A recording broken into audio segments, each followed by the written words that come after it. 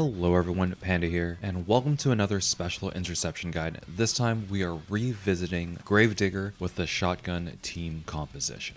Because I read some of your comments in the previous Gravedigger video, essentially stating, what do I do if I don't have Scarlet? I promised to put together a shotgun comp, and here it is. As always, showing you my full team comp, equipment, skill levels, and cubes. If you have Sugar or Drake, it's ideal to bring them in because Sugar buffs all the other shotgun Nikkes, and Drake is just an all-around excellent DPS. All the other shotgun characters are replaceable, such as with Maiden or Viper.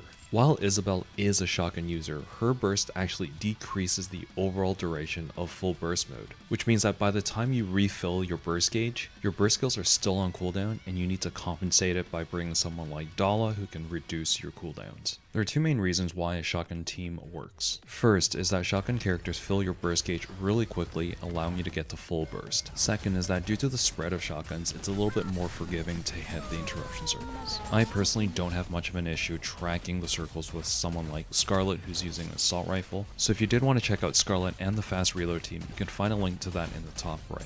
So now onto the boss mechanics. So Gravedigger's attack pattern is actually quite nuanced. The graphic that I'm showing here comes from Nikke.gg. It has an excellent full-length flowchart and explanation on how the boss attacks work, the different phases, and positions of the boss. Their explanation will be way more in-depth than I can explain, and you can check out their full guide, link in the description box below.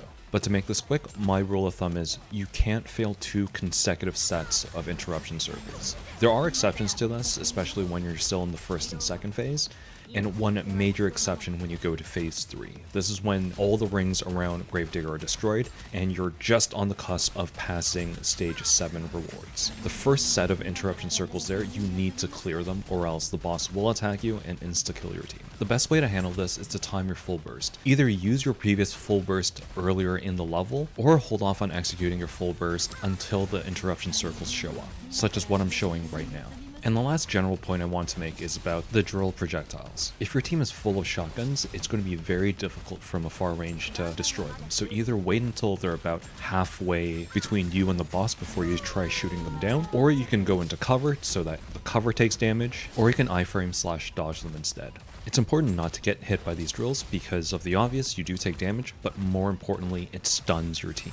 This means that A, they can't shoot, lowering your DPS, and B, they're unable to help generate any burst, making it all the more likely that you'll fail a set of QuickTime event interruption circles. I'll include a link in the top right, which is actually my Altazen video, which best demonstrates how the dodging or iframe technique works. With all that being said, I hope the Scarlet-less team comp helps you out. If it did, I'd appreciate it if you can drop a like or subscribe. Wish you best of luck on your Gravedigger runs, and see you on the next one.